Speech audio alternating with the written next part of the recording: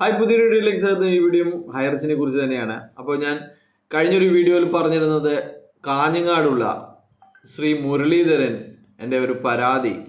അദ്ദേഹം ഒക്ടോബർ 13 പോലീസിന് ഇതിനെക്കുറിച്ചുള്ള പരാതി നൽകുന്നത്. പക്ഷെങ്കിൽ അദ്ദേഹത്തിനെ മൊഴിയെടുക്കാൻ വേണ്ടി വിളിച്ചിരിക്കുന്നത് കഴിഞ്ഞ ദിവസം 10-ാം തീയതിയാണ്.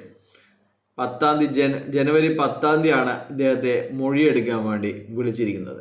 അപ്പോൾ അതിനിടയിൽ ഇദ്ദേഹം നിരന്തരം DYSPയെ ഇമെയിൽ വഴിയും നേരിട്ട് കണ്ടും ഒക്കെ സംസാരിച്ചിട്ടുണ്ടായിരുന്നു. പക്ഷേങ്കിൽ അത് CI ആണ് പിന്നെ ഇതിൽ നടപടിയെടുക്കേണ്ടത് അങ്ങനെ പറഞ്ഞ് കഴിവുകൾ പറഞ്ഞ് മാറ്റുകയാണ് ഉണ്ടായത്.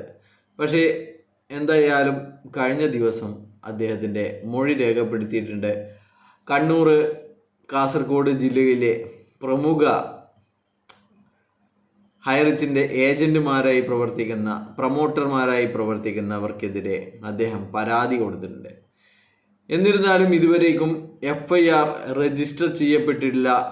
അതുകൊണ്ട് തന്നെ അദ്ദേഹം കോടതി മുഖാന്തരം ഈ പരാതി മൂവ് ചെയ്യാനാണ് ശ്രമിക്കുന്നത് എന്നാണ് അറിയാൻ കഴിഞ്ഞത്. അപ്പോൾ അദ്ദേഹം കാഞ്ഞങ്ങാട് കോടതിയിൽ ഇതിനെക്കുറിച്ചുള്ള പരാതി നൽകാൻ അടുത്ത ദിവസം തന്നെ തീരുമാനിച്ചിട്ടുണ്ട്. അപ്പോൾ ഇങ്ങനെയായിരുന്നു തൃശ്ശൂരും കേസുണ്ടായിരുന്നത്. പോലീസ് കേസെടുക്കാത്തത് കൊണ്ട് കോടതി മുഖേന കേസെടുക്കുകയായിരുന്നു ചെയ്തിട്ടുണ്ടായിരുന്നത്.